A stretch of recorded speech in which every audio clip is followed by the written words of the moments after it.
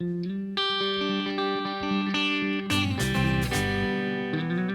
home on every rural road, Hyundai Country Calendar.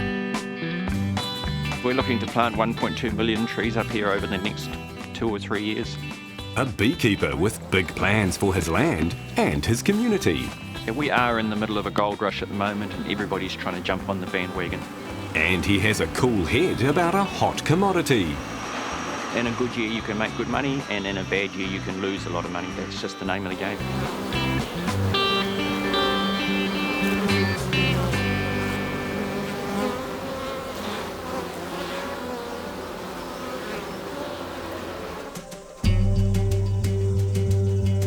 A few years ago, Bill Savage bought this unpromising looking farmland north of Gisborne. It's fairly poor country. It never really produced much as a farm, but Manuka likes poor country. It's covered in Manuka and Kānuka, but Bill just can't get enough of the stuff. We intend to fell the rest of the Kānuka and replace that with Manuka.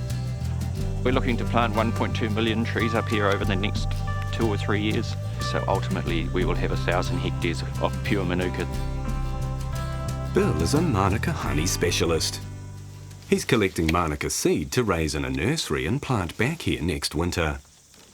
But this is no ordinary Manuka. We've done nectar analysis on these trees.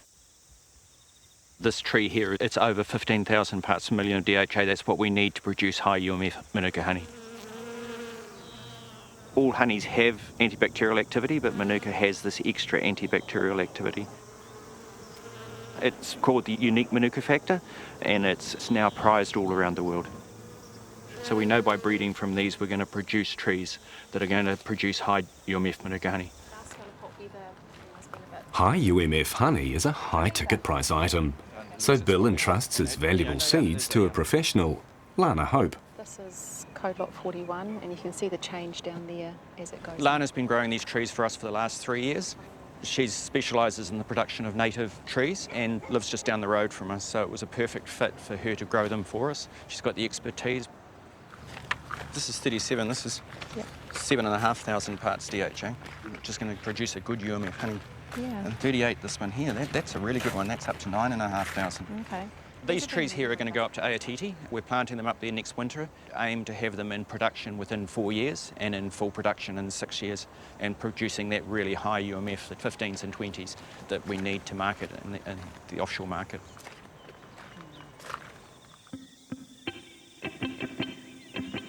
By late summer, Bill's Manuka crop at Ahititi has finished flowering, and there's honey to be harvested. 22, 24 on the Waimata. McDonald's bridge around to Arting on the Waimata, 4 B trucks.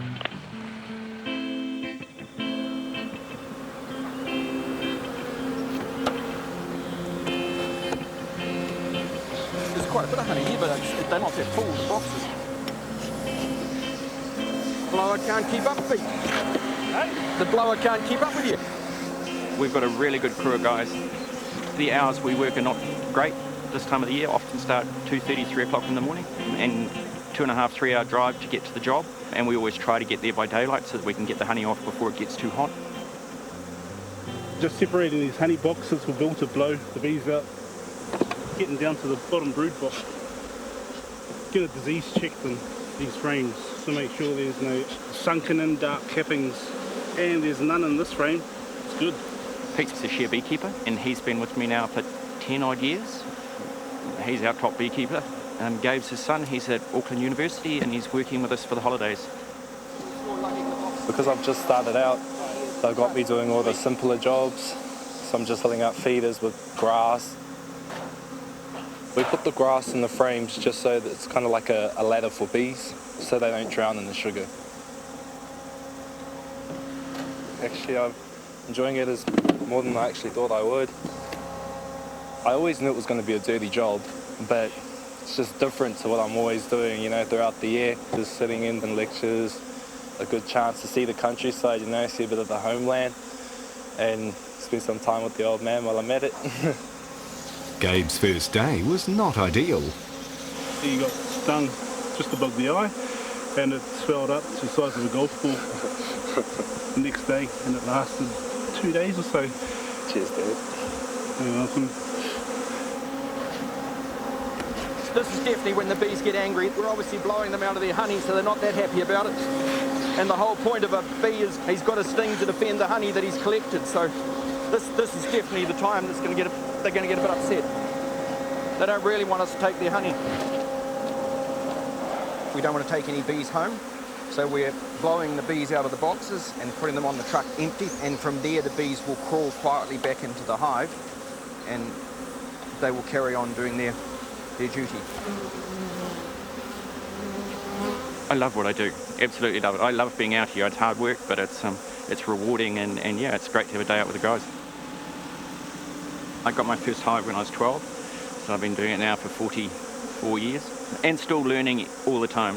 There's just so much to learn. They just fascinate you. The more you find out about them, the more they fascinate you.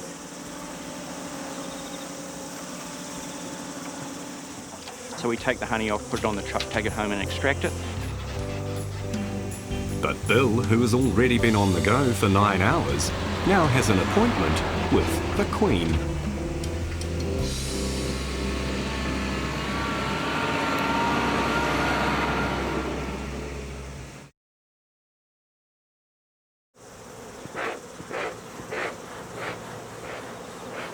Gisborne beekeeper Bill Savage has hives dedicated to breeding queen bees. These are my cell raising hives, so this is where we raise all our own queens. One of the most vital parts of beekeeping is being able to provide a new queen for every hive every year. A young queen will be much more productive than an old queen. A hive will naturally swarm when it gets to 2 or 3 years old. So if we can keep 1-year-old queens, the queen produces more honey and she's less likely to swarm. So in an ideal situation, you're requeening your hives every year. Queen raising is a 10-day process, beginning with placing artificial cell cups in a hive. The bees will warm them up and clean them up and get them ready for tomorrow when we can graft. Grafting means placing newly hatched grubs into cell cups to plant into a queenless hive, so the nurse bees will make queens of them by feeding them royal jelly. The longer the grub is fed royal jelly, the better queen it's going to be. Grafting is a skill Bill's honed over several decades. Trial and error. You have a lot of failures and you have some successes, and as you get better at it, you get more and more successes. That's beekeeping. The grubs Bill grafted have been back in the hives now for 24 hours. The next day, Bill culls any that have not been fed royal jelly. These cells were grafted yesterday, and we're now going to see how many we've got. So there's 2, 3, 4, 5, 6, 7, 8, 9, 10, 11, 12, 13, 14, 15. So 15 of the 20 have taken, and we only really want to have about 10 on a cell bar. The remaining grubs will be moved into individual mating hives. But for now, they get to bask in royal jelly for 9 more days. Meanwhile, the honey harvested at Ahititi has been warming up for 24 hours and is now ready for extraction. Gavin, he's dropping frames into the uncapper. Manuka honey is very hard to get out of the comb, and these prickers here push a needle into each cell 2 or 3 times just to stir the honey and allow us to get it out. Here Tarina's actually dropping them into the extractors, and the extractors are spinning with centrifugal force and the honey is taken out. At this point, we test it again for its UMF level. High UMF honey is not your spread it on your toast every morning kind of honey. This is a UMF 10 plus. 2,000 bees have worked their life to produce this 1 kilo of honey. Retail, it's worth about $98. UMF Manuka has become very sought after on the world market and is very valuable, and I can only see that growing. In a good year, we can do 200 tonnes and make a lot of money. Last year, we did 15 tonne, so 10% of an average crop, and lost a huge amount of money. Producing Manuka honey is a very fickle business. It has to be one of the most fickle businesses you can possibly be in. You've got to be there for the long term, store some honey in the good years to get you through the bad years. In a good year, you can make good money, and in a bad year, you can lose a lot of money. That's just the name of the game. Bill's brand, WildCape, has grown hugely since its somewhat ad hoc beginnings in 2012. So he and partner Amanda have brought in a marketing expert and are rethinking the entire brand image. They're the three colours that we whittled down to, the three Pantone colours that are coming through on the trial. And then up until then, we'd just been bumbling along and, you know, making things up as we went along, and if someone contacted us, we'd export them some honey. We just got to the stage where we kind of getting quite big, and we knew we'd have to be quite serious about it, so we got Simon on board, and the first thing he said is, need to rebrand. Now Amanda is taking the new logo and testing the market. At the market. They're just flocking in. I think it's just, they think it's a new stall. I don't think they've realised it's the same money. So that's been really good. And the higher the UMF, the more of the special health qualities, the Manuka health qualities it has. So, good in a lemon and honey drink. And no, be fine for that. But you know, Gisborne Farmers Market sells local produce, so the produce has to be made or grown locally. The market's not a place where you're going to make loads of money. But I don't think it matters, you know, it's always been part of the community, it's really good fun. Most of this Manuka honey is on local landowners' properties, and so it's lovely they can come and see what we've done with their honey, you know, which has been made with their Manuka. And I think, you know, people are quite proud of it. They'll employ lots of local people. The honey comes from East Coast land. We're a very poor socio-economic area. So what's great is people are now getting an income, and quite a good income, just from having wild Manuka, you know, on land that's not suitable for farming. There's a lot of farms on the East Coast that have become marginal, and it is largely Manuka honey that is keeping them functioning.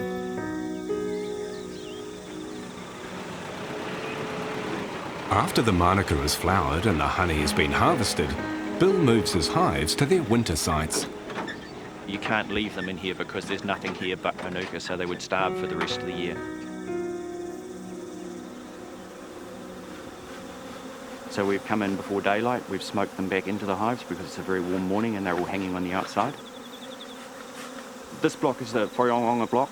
It's about 5,000 acres. It's a Maori corporation and used to be a farm, working farm. It became uneconomic with the 70s and 80s with farming. Beekeeping is one of their major sources of income. We've built up a really good relationship over the years, and we pay them a lump sum every year.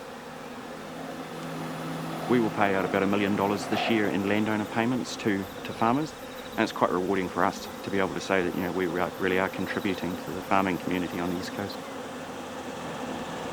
Bill employs his staff on a share beekeeping system. They run 1,100 hives, and the share beekeeper takes 40% of the profit off the unit, and I take the rest sort of thing. So I own everything, and the share beekeepers are paid a wage. It's a way of retaining good people and giving good people an opportunity to get a really good income, and they've got skin in the game. Share beekeeper Kit Higgins has been with Bill for 10 years. For me, he threw a dog a bone when he employed me because I knew nothing about this. I love my job. Every day's a cool day to come to work.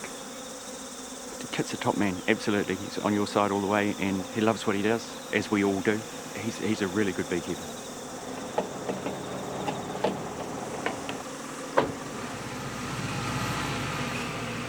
But beekeeping only employs the guys for 8 months of the year. So Bill has created another business altogether to keep his team in work.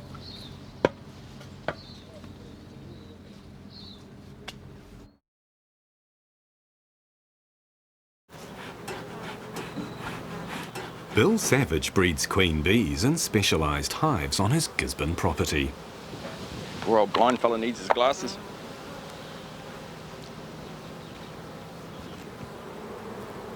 After 9 days of being fed royal jelly, the grubs he grafted earlier are moved to breeding hives, where they'll emerge as virgin queens. But first, the previous queen has to be removed. We need to get it into a hive that is queenless, so that the old queen doesn't kill the emerging virgin. So we're going to cage a queen, and we're going to put the new cell into that hive that we've made queenless. So we're just going to look for the queen and find her and pop her in that cage. And look at that, there she is right there. This 3-day-old queen will be placed in a hive in the field to begin her career as mother to 60,000 honey producers. And there she is. We just need a few escort bees in here to escort her. Now, with that queen out of the way, it's safe to put the grub in, to emerge as the next queen in 3 days' time.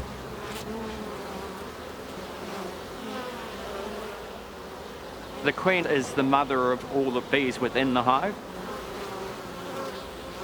With the queen laying as many as 1,500 eggs per day, there really is one born every minute. Well, they only live for 6 weeks, so they're dying off all the time. You can do the numbers and you can figure out that it's a pretty amazing feat that she manages to do it. Bill's house and honey plant are surrounded by 7 hectares of citrus. We are targeting winter maturing fruit, so we're growing Maya lemon and Satsuma mandarins. In the off-season, the beekeepers work in Bill's citrus orchard. We're flat out for 8 months of the year, and through the winter there's a down period. We use citrus picking and pruning to fill the gap. I don't think anybody gets rich out of citrus. It's there as much as anything to keep everybody busy. To keep us employed is to keep our families happy and keep us with something in our pocket. Otherwise you'll be looking for another job and then you wouldn't know if you could come back and start up again, sort of thing. Happy orange picker. Just buzzing with bee atmosphere. Through the winter months it can get pretty tough, but yeah, we're just lucky Bill has all these extra jobs for us to do. There's a lot of beekeepers that got to like go away and come back in September to start work again because there's just nothing for them, and a lot of other beekeepers can't afford to keep their main guys on, not like Bill does for us. So it's actually quite privileged to do it. So yeah, now we're one of the lucky ones and probably Gisborne really. That'll be the first well look at placed that, bro. oranges. Perfect, bro, perfect. A's those ones. The other major winter task is to get this year's crop of high UMF Manuka trees into the ground.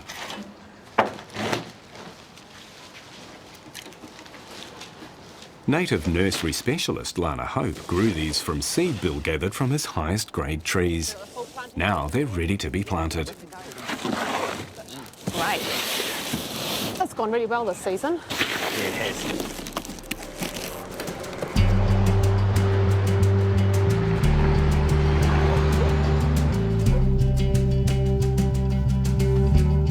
So all the space is done.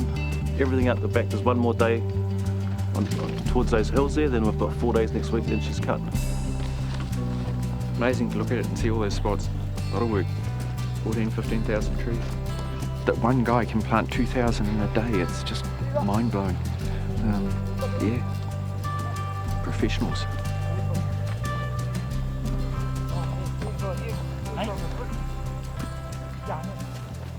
Gary Smith's the contractor here. He's been planting for me for 3 years now.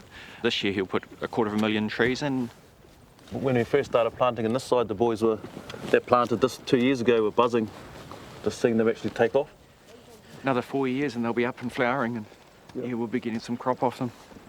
We've bred these trees from trees that are producing over 20 plus Manuka honey, which is what is scarce in the world at the moment. So to have that high-end Manuka, it will help the brand a lot. We definitely wanted to create a monofloral Manuka stand. We're still learning about how we're going to do that, and we've already started that with our hedgerowing system. What we're trying to do with the hedgerow system is we're cutting a 2 metre strip down the middle and then leaving a metre of Manuka and then another 4 metre wide strip. So that the idea is that we're going to have flowers and leaves right down to the ground, and you end up with a really bushy tree that's doing lots of photosynthesis and got lots of flowers. We can produce a lot more nectar. It's early days, but it definitely keeps you thinking. We are in the middle of a gold rush at the moment and everybody's trying to jump on the bandwagon. There's lots of people trying to make a quick buck, so obviously good advice is the best thing for anybody. We all want to see the industry grow and prosper, and planting Manuka is in its infancy, so we're all learning as we go. We're looking to plant 1.2 million trees up here over the next 2 or 3 years. Big investment to go in here, and the maintenance regime will continue to require people, so yeah, it's going to be an ongoing thing. Yeah, I got a young guy that turned up yesterday. In the morning he turned up and gave me a hongi to say, introduce himself, and then at the end of the day walked up to me and said, that's the awesomest day I've ever had. Thanks for the opportunity, and like how often do you get young people that can do that nowadays? It's pretty cool. Oh, it's just great to see them out here working, you know, to see guys in employment. Yeah, we've got 20 guys up here at the moment planting. There's probably 8 or 10 up here a lot of the time felling Manuka and thinning Manuka and things like that.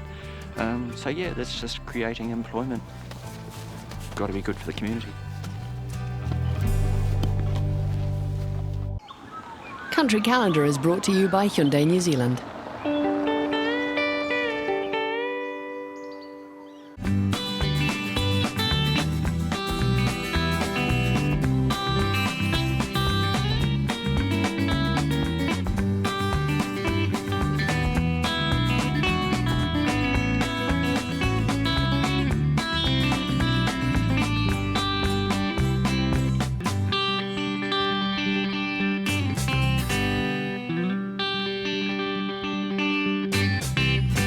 Supporting local content so you can see more of New Zealand on air.